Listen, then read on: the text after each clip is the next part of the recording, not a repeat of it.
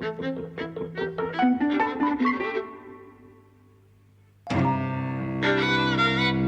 and welcome to Eavesdropping at the Movies. I'm Mike. And I'm José. And today we're talking about Don't Look Up. Yes. Directed by Adam McKay. Written and directed, in fact. Yes. Netflix film. We've seen his last couple and we liked them both, broadly. We didn't do The Big Short on the podcast. That was before the podcast. We started it. But we saw Vice. Yes. And did that. And, you know, we had our issues. But we I liked liked it very much. And The Big Short I've watched several times. It's a very easy watch, I find. This is not based on reality, as those two are. The Big Short was based on the 2008 financial crash, and Vice is based on the life of Vice President Dick Cheney. This is speculative science fiction, satirical speculative science fiction, based on the idea that an asteroid is coming to hit the Earth. Some scientists discover it. We've seen this before in like Deep Impact and Armageddon and whatnot.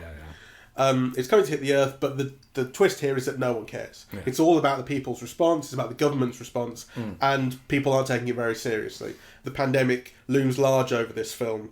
You hear kind of COVID deniers and people not taking it seriously, people not wearing masks, people thinking that the vaccine is, they've come out with it too soon, or I just don't believe it, and X, Y, Z. That looms large over this film. What did you make of the film? I have very mixed feelings, and actually they're a bit reflected by my friends' Facebook feeds, because I have some friends who just love it, right? And I have some friends who think it's just a piece of trash, really. A piece of preachy trash. I think, this is maybe banal to say, I think I'm a little bit in between, yeah. I enjoyed watching the film much more than I expected to. I love the actors. I think this is one of Leonardo DiCaprio's greatest performances, actually. It's the first time on film that I've seen Leonardo DiCaprio and saw him as a regular guy. In the first scenes, yeah, where he's got that beard and and he's very heavy and on top and so on, and you think, I know people like that, right? Well, I said on Facebook that he's amazing in this. You really believe he would ever be married to an age-appropriate brunette? Yes. Well, all of that, I think, is true, and it really struck me, and I thought he was extraordinary. And actually, I also thought Kate Blanchett and Timothée Chalamet were standouts for me. And then the other people, Jennifer Lawrence, were also very good. The only one who I still have real problems with, and I realize the problem might be me more than other people, because I've heard people praise him to the skies, but I hate Mark Rylance in this. I don't like him in this. I think part of the issue is that I don't like his teeth, and you're not meant to. He's got these kind of big fake teeth, and the problem is I think the film doesn't stick with it. So he's got these kind of very white fake teeth in, and so is Kate Blanchett. But they're the only ones. And they have this kind of public-facing thing that they want to be presentable. And I don't think it's about the fake teeth. I think it's about the theatricality of his performance. Every time I watch Mark Rylance, I know I'm watching an actor who's thought through every breath, gesture, every lift of his little finger. Now, I agree with that too. You never believe him as a person. Whereas I have no doubt that Meryl Streep or Kate Blanchett or Leonardo DiCaprio have also thought about every gesture and movement and whatever. But you believe them as people, yeah? Leonardo DiCaprio more than Kate Blanchett and Meryl Streep, though that might have to do more with the types of characters the two are playing and the level of satire in those characterizations, right? But Mark Rylance, not for a moment did I believe him as that type of person. I think I think is a major failure in a performance. I think it's a stylistic decision that is deliberate to do it in this kind of artificial way, but I think it's a mistake. Yeah. I don't think it comes off. His character is a kind of Elon Musk type, super capitalist, multi-billionaire who wants to use his asteroid because he can make money off it. There's all these rare minerals in it. We can try and harvest it and so on. But his character, what Elon Musk and to a degree as well Jeff Bezos have is ridiculous confidence.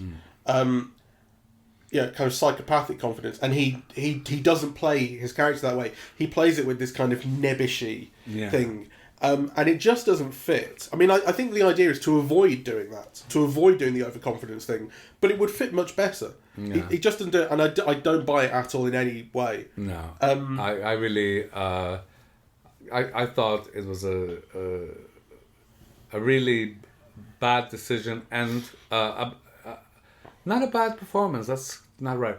But it's a style of performance that I think has never worked on film. Even when you're doing highly stylized types of work. I basically didn't like the film at all. Wasn't crazy about it. What I posted on Facebook initially when I was watching it was, I'm 47 minutes into this and it's just not impressing me. But it's got an hour and a half left to get its shit together, and it didn't really. There were things I liked, right? It's not devoid of pleasures. I really liked Jonah Hill, and I thought he was about the best thing in it.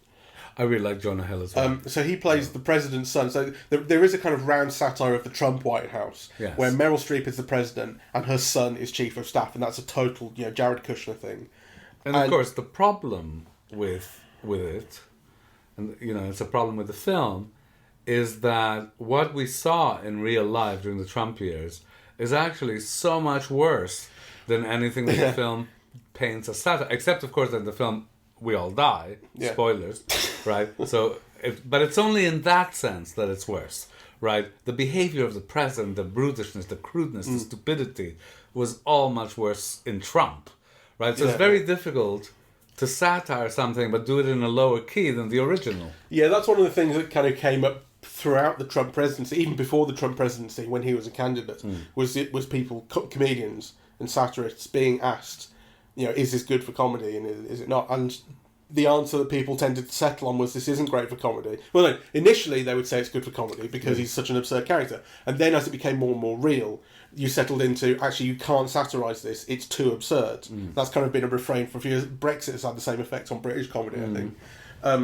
Armando Iannucci, who behind the thick of it is such an amazing satire on kind of Blairite politics. So it's a satire of that era, going into the early Conservative era, to the point where people like in the government would reportedly say, "How did you know that this is how fucked up it is in government?" But then but now you're in the Trump era, you're in the Boris Johnson era, the Brexit era, and Armando Iannucci himself has said, "You can't. What can you do that's any more absurd than what is actually happening?" That's part of it. The main thing that I realised thinking about it, and talking to my brother who said he quite liked this film, thinking it through in the last couple of days, I realised that the reason that The Big Short and Vice have worked for me in a way that this doesn't is that those are shot through with scorching sarcasm. And this isn't. No, this has no. This has an earnestness. This has no sarcasm. This has an earnestness that essentially comes from the two main characters, who are the scientists, Leonardo DiCaprio and Jennifer Lawrence, who are very keen for people to know that this is real. Although certainly Leonardo DiCaprio kind of succumbs to celebrity in a way as well. But ultimately, like they're an earnest pair of characters. They're more real, and I don't think it works.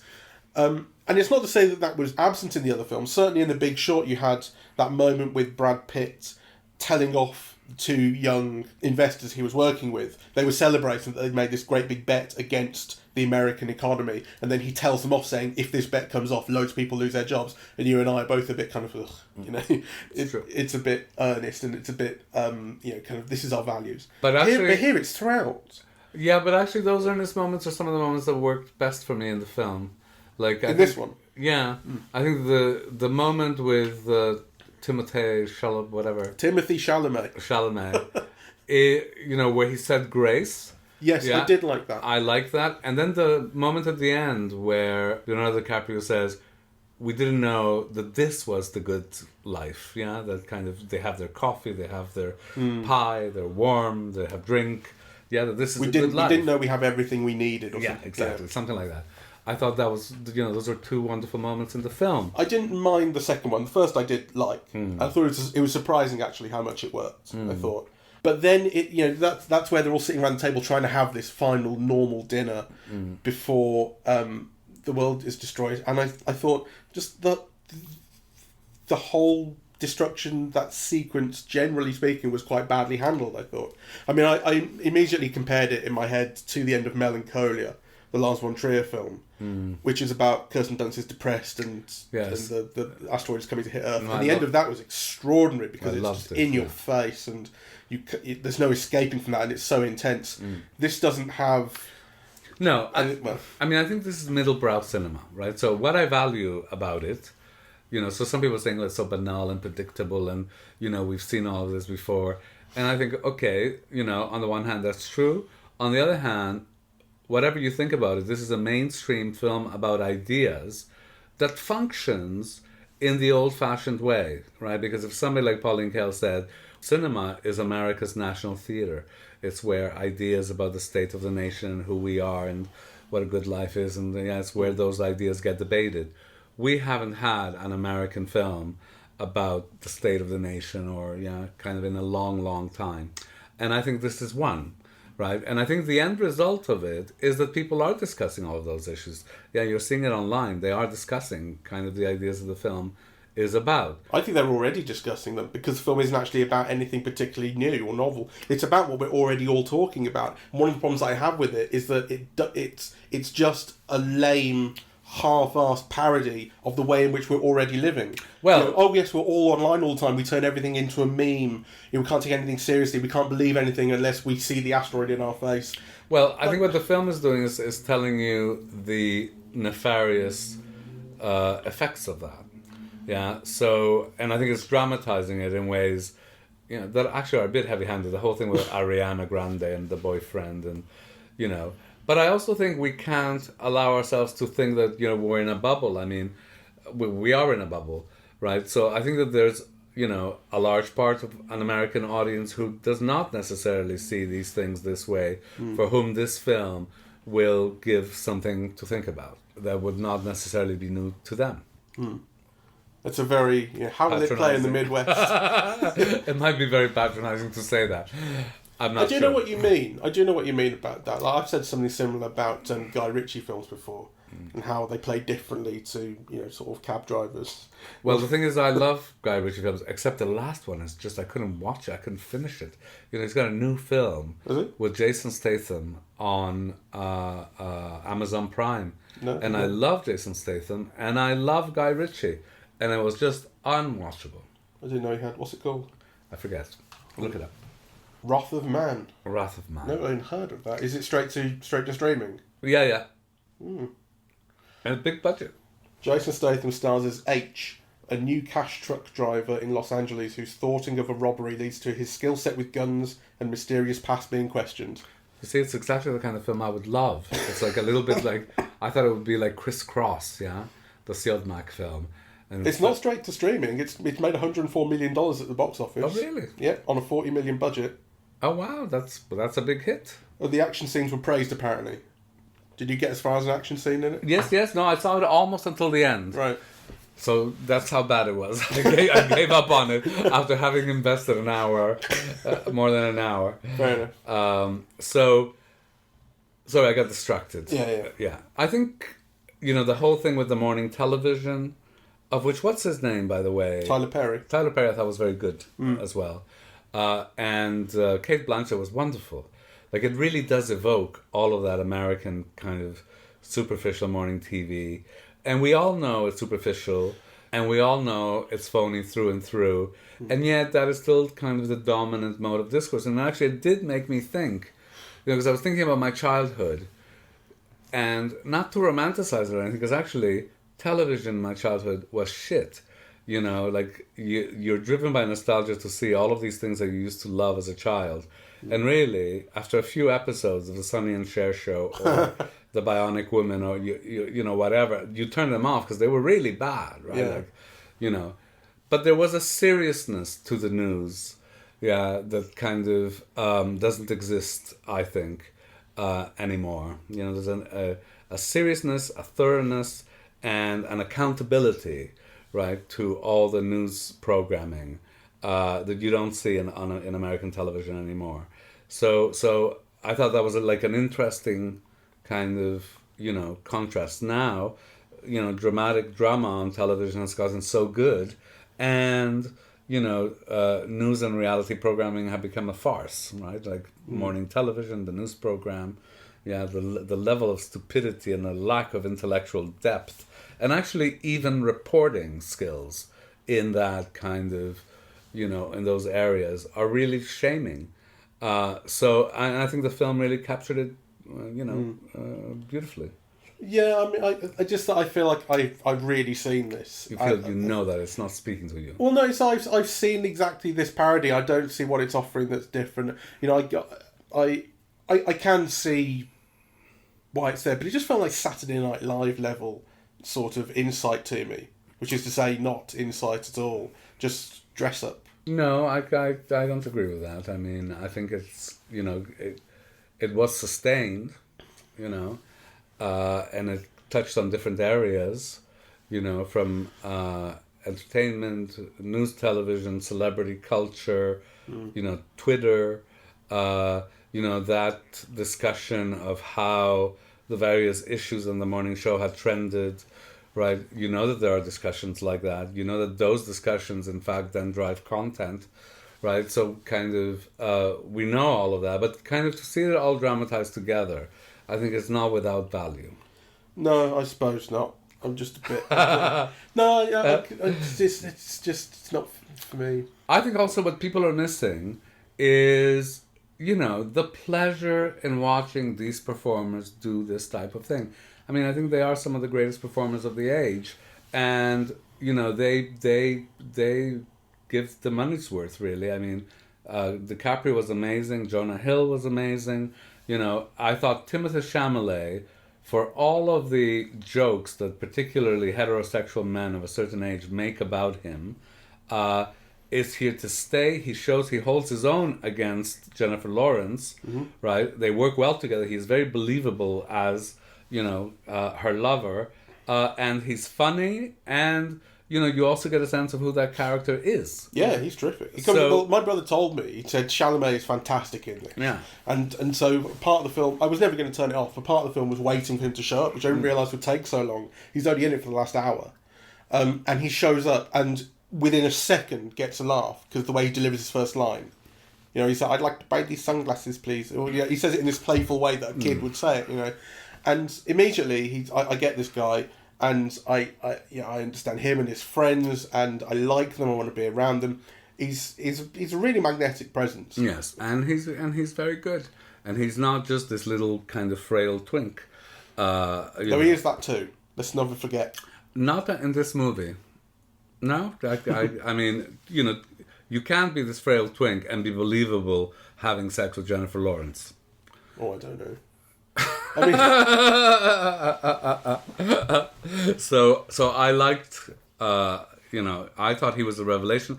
I thought Cate Blanchett, who was doing a much more theatrical style of performance, very stylized, was actually magnificent and achieved what Mark Rylance could not, where you could see that she was very stylized. Her own performance was poking fun at that type of person, but it was on that fine line between poking fun and also, being recognizable. And actually, I thought one of the things that the film did really well was also provide a kind of, if not an analysis, a dramatization of class in America. And it's done mainly through Cate Blanchett's speech, right?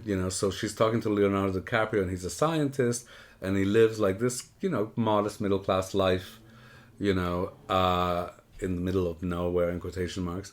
And he says, my dad was a school teacher, and, my mom was a beautician, who cut hair from home. So, yeah, something like that, he said.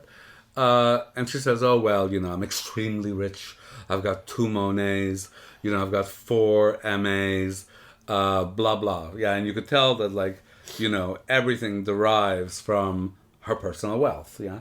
I speak 5 languages, I've got 4 MAs, I'm extremely rich. Well, it's a clear takeoff of Gretchen Carlson in particular, who I've mentioned before, because she was one of the characters in Bombshell. She's a real person, she was a character in Bombshell. And what I've said about her before is this idea that she's really ditzy on air. So she was one of the Fox and Friends people for a long time, which was the morning show on Fox News. And she would be kind of like, Obama has all these czars, in his government. I don't know what czars are, so I Googled them. And that was her thing, right, to be stupid on air. But she won, like, Miss World, or whatever it was, Miss America's, playing, you know, this amazing cello piece. And she went to Oxford, like, she's educated, you know, same thing, right? Very educated. I don't know exactly where she comes from, but the point is she's dumbing it down for TV, which is ultimately what the Kate Blanchett character is doing too. She's playing stupid as hell in The Breakfast Show. But not only that, I mean, I thought that basically, you know, you could only be a morning television person in this America if, you know, you derive from wealth. It's an Anderson Cooper thing. You're very wealthy, you know, so you this is your idea of striking out on your own, but actually you could never have obtained that position had you not come from wealth already, right? That this is like, you know, having these jobs is kind of like a vocation, but a vocation for the rich, and also a plaything for the rich. Yeah, that kind of, you know, the poor are not allowed in, or the people from modest means are not allowed in to those areas of play and influence. Yeah, and I think the speech in bed, like the get to know each other speech, highlights that beautifully. Yeah, it does. But I think where I was going with was that she's dumbing herself down for America. She's also doing that. Yeah. In the way that you think the film is, and is good for doing so. It's I'm not sure that the film is. Actually, I don't think that the film is dumbing down. No? I mean, I think that might be all the sophistication and analysis that Adam McKay is capable of providing. It is interesting, actually. I was talking to my brother, and one of the things he said was he liked how direct the film was. Yeah. And I thought, I don't think Adam McKay is capable of being indirect. Because being indirect means, in film, means being poetic. You know? Being artistic. And one of the things that really works, I suppose this goes to the scorching sarcasm thing that I said about The Big Short and Vice, is they are so direct. They tell you exactly what they're doing and what they're thinking, and to the point where they even have things come up on screen. You know, Big Short is full of characters talking to the camera, explaining things, saying this is actually real. This film has one moment like that early on where it says the such and such Department for Planetary Defense is a real department of US government, and it shows the logo on screen, but it doesn't do any more of that. I was hoping for more like that. Those are fun. But what the film ends up doing, which is trying to tell actually a heartfelt, real story about real characters, is it demands that kind of complexity. It needs it, and it doesn't have it. It can't do it. Well, okay, let's pause here for a moment, because I think in order for it to be a better film and so on, yes, you're right.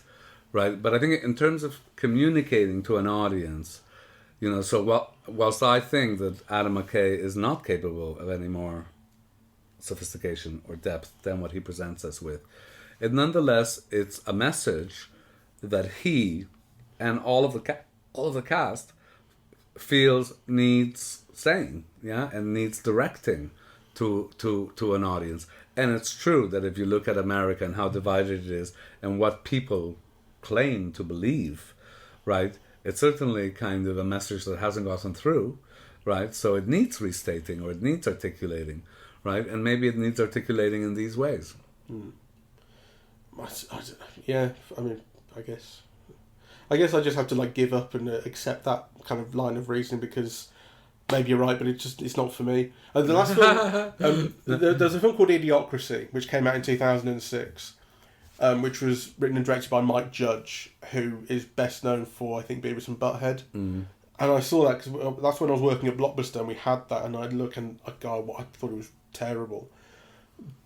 But it has a big reputation. Like, people think back on that film, and actually they've been talking about it a little bit recently. I think maybe in relation to this, but also just generally. So the idea of Idiocracy, the idea is that humans evolve to be dumber over time, because all the smart people are smart enough to not have kids, and all the dumb people have like 15, and so dumb people spread and get dumber and dumber, to the point where, like, in the film is set in like 1,000 years in the future or so, and like Terry Crews is president as like a wrestler, and there's shit like this, and basically what the film did was end up vaguely anticipating weird stuff that more or less came true, like a celebrity president who behaved stupidly, kind of very much came true to Trump. Although I suppose Ronald Reagan was already a celebrity president, yes. So it has its precedence. The reason I compare it is because it does honestly feel like the last film to do something like this, to try and imagine a kind of holistic satirical dystopia. The satirical part is important because there are films there are lots of films that try to imagine dystopias and where we could go wrong and stuff. But to do so in a satirical way, to do so with a kind of cocked eye view on the whole thing, that's the last film that really reminds me of it, at least in American cinema. I suppose the difference is, though, like I said, in this film, it doesn't have the good grace to tell the future. It's just doing what we already know now. Every time that something happens in the film and then it becomes like a Twitter explosion, it becomes a hashtag, don't look up, do look up, whatever it is. I just thought, like, the point you're making is that we're all really attached to our phones and... No, I think the point is more complex than that. It's how, how American politics are ruled by kind of simple politics ideas. Is the one thing, but that's a societal thing. The hashtags on Twitter, where that's the only impression you get of the wider society. That's the best impression you get of the wider society, because actually the film is really focused on the political side. When you get into character relationships, the actual scenes between characters, you don't get a kind of wide sense like you do in something like Contagion of actually how people are living. I don't know. My main problem with it is that it's a satire without laughs. Yeah, it's not funny enough. Yeah. So, there's a bit in it where they're sat outside the Oval Office. They always are sat outside the Oval Office waiting to get in, and then they hear tell, I think, that the billionaire character has shown up, and Leonardo DiCaprio has a line that's something like, "Oh, have you heard of him? He's the guy who bought the Gutenberg Bible and lost it." And I thought. That is, like, you've had how long to make this film, and that's the best joke you could come up with for this bit. Do you know what I mean? Yeah. Jesus Christ. But nonetheless, what I did value about it was the performances. And I think it's not nothing, to have, to be able to see these great performances by these, amazing performers. So, a mixed bag then, yeah. Well, not for me. I thought it was terrible. Ah, okay. Well, a mixed bag for me. So, and again, just maybe being wishy-washy, but I can really understand why people have really praised it. And I can also understand, why people are so dissatisfied with it, really. But, it is, free if you have a Netflix subscription. And you could find worse ways of spending 2.5 hours almost. That was quite long. It was quite long. Well, I mean, to be fair, if you just like throw a stick at Netflix, you'll find a worse way to spend 2.5 hours. Yeah, so. It's one of the better things on there, I suppose. There's a reason why I was number one that week. Yeah. All right. Well, thank you very much for listening. We are Eavesdropping at the Movies, and we are on Apple Podcasts, Audible, Google Podcasts, Spotify, SoundCloud, and YouTube. On social media, we're on Facebook and Twitter at Eavesdrop Movies. And the website is eavesdroppingatthemovies.com. Thank you very much for listening. Bye-bye.